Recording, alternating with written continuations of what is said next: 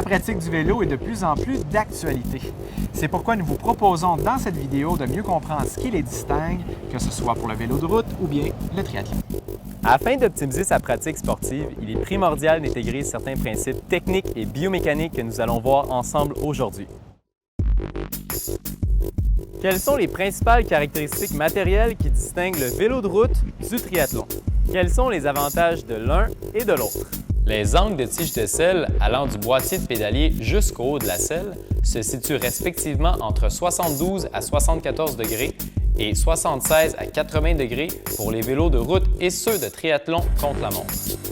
De façon générale, la longueur du jeu de direction sera diminuée lorsque l'on compare un modèle de route versus un vélo triathlon de même grandeur. Le but est d'abaisser la position du cycliste et donc de le rendre plus aérodynamique. La majorité des manufacturiers diminuent les tailles réelles de leur modèle de type contre-la-montre triathlon. Si vous prenez normalement un 54 cm comme modèle de route conventionnel, le tube horizontal de votre vélo sera de 54 cm. Toutefois, le tas de tube d'un modèle contre-la-montre triathlon du même fabricant, une fois mesuré, sera habituellement plus court, soit de 52 à 53 cm.